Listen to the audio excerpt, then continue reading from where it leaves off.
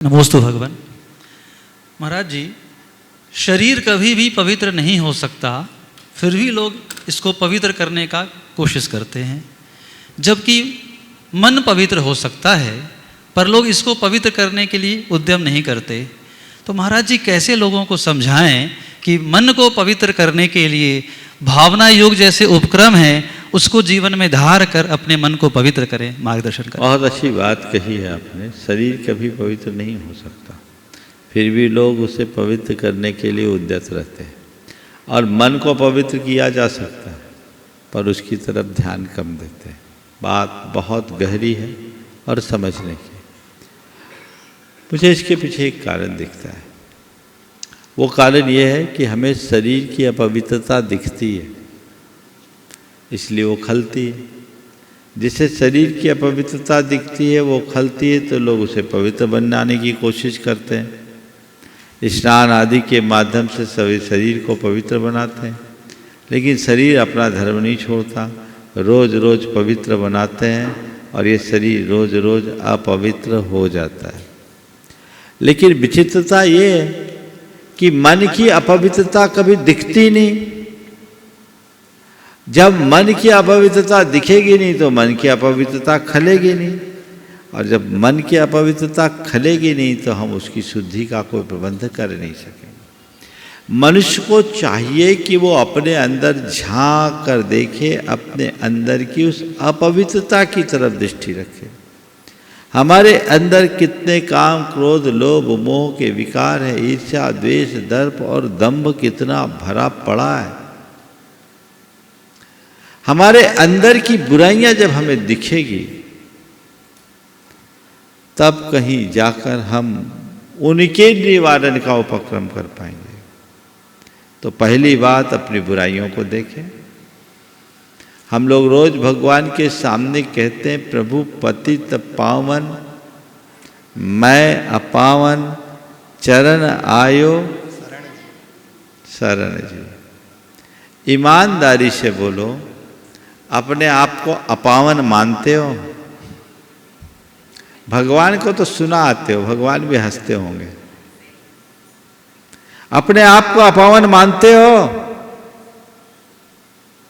जब तक अपने आप को अपावन मानोगे नहीं, तो पावन बनने का रास्ता कैसे खुलेगा?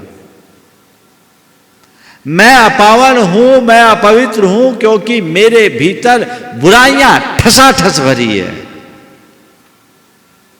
इसका एहसास? जब एहसास होगा तभी प्रयास होगा। तो मेरे अंदर बुराइयां हैं, मैं पापी हूं, दुरात्मा हूं, दुष्ट हूं। ये मेरे अंदर की दुर्बलताएं मेरे भीतर ठूस ठूस कर भरी है।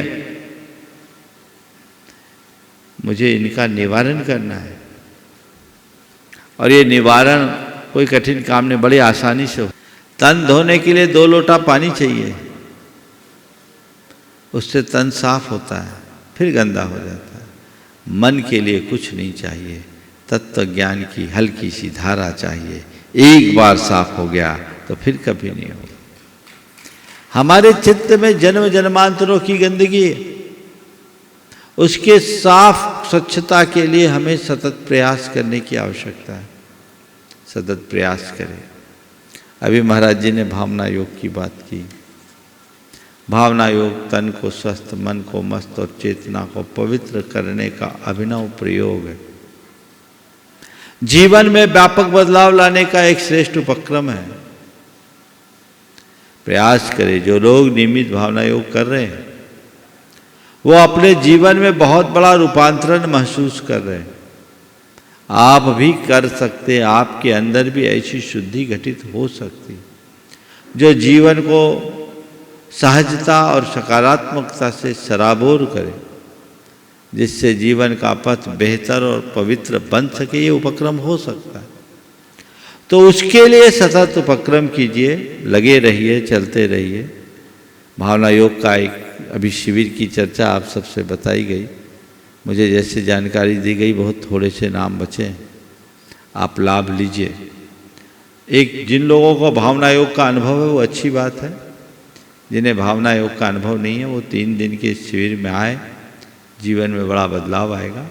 और इस बार का भावना योग एडवांस स्टेज का होगा। जो आप प्रमाणिक ऐप के माध्यम से या यूट्यूब के माध्यम से भावना योग करते हैं वो तो रूटीन का भावना योग है।